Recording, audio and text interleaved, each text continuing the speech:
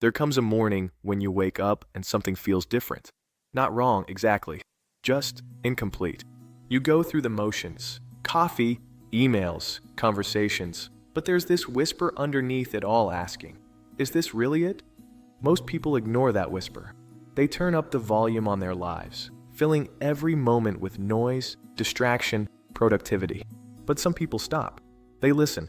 And in that moment of honest listening, something fundamental begins to shift.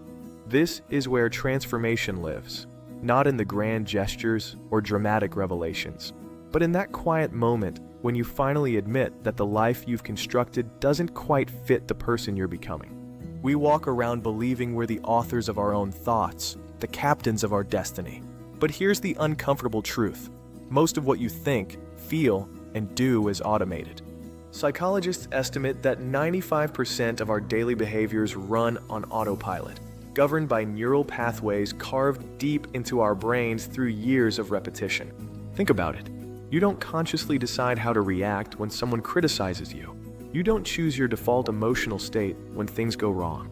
These responses were programmed long ago, in childhood bedrooms, school hallways, dinner table conversations where you learned what was safe and what wasn't. Behavioral scientist Wendy Wood has spent decades studying habit formation, and her research reveals something profound. We're not just creatures of habit. We're essentially habit itself, walking around in human form. Every repeated thought becomes a neural superhighway. Every avoided emotion becomes a psychological blind spot. But here's where it gets interesting. The neuroscientist Richard Davidson discovered that the brain possesses something called neuroplasticity, the ability to restructure itself based on experience. Your brain at 40 is fundamentally different from your brain at 20, shaped by every choice, every trauma, every moment of attention you've paid. This means transformation isn't mystical. It's biological. Every time you consciously interrupt an old pattern, you're literally weakening the neural connections that support it. And every time you practice a new way of thinking or being, you're building new pathways that, with enough repetition, become your new default. The brain you have isn't the brain you're stuck with. It's just the brain you've practiced having. Here's where most transformation attempts fail.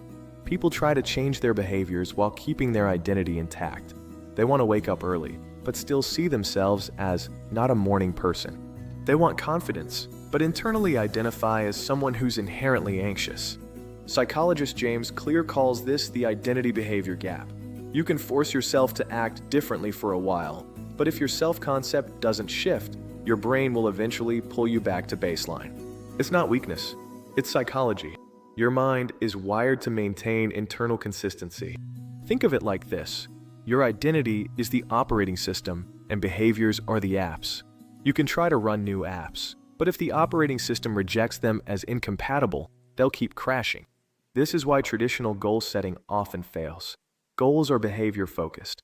I want to lose 20 pounds, or I want to earn more money. But transformation requires identity-focused thinking.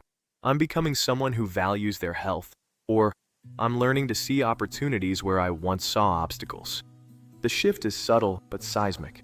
When you say, I'm trying to quit smoking, you're still identifying as a smoker who's trying to stop.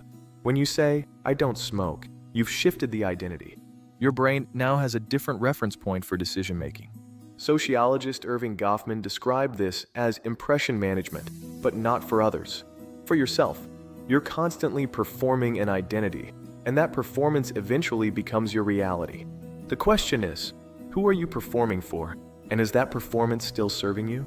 Most people discover that the identity they're defending so fiercely was never really theirs to begin with. It was constructed from expectations, fears, and outdated beliefs about what was possible.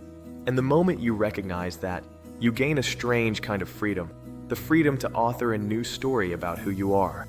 Let's talk about the part everyone wants to skip, the pain of change.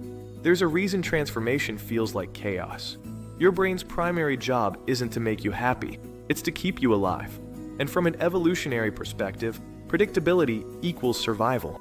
This is what psychologists call the amygdala hijack. When you step outside your comfort zone, your brain's threat detection system activates, as if you're facing actual danger. Your heart races, your thoughts spiral, your body screams, go back to what's familiar. But here's what most people don't realize. That discomfort is not a sign you're doing something wrong.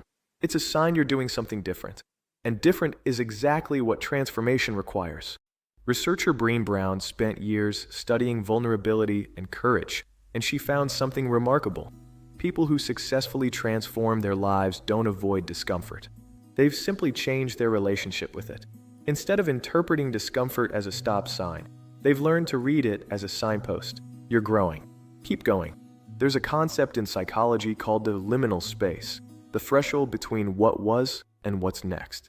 Anthropologist Arnold van Gennep studied rites of passage across cultures and found this pattern everywhere: separation, transition, incorporation. You have to leave the old identity, endure the uncertain middle, and finally integrate the new self. But here's the problem with modern life. We've removed most of our rites of passage. There's no ceremony marking your transformation from insecure to confident, from reactive to grounded, from closed to open. You have to create your own threshold and walk through it alone. And that middle space? It's terrifying. You're too aware to go back, but not yet solid enough to move forward with confidence. You've outgrown your old life, but haven't quite grown into the new one. Nothing fits. Nothing feels certain. This is where most people quit. They interpret the discomfort as evidence they're on the wrong path, when actually, they're just in the most crucial phase of the journey.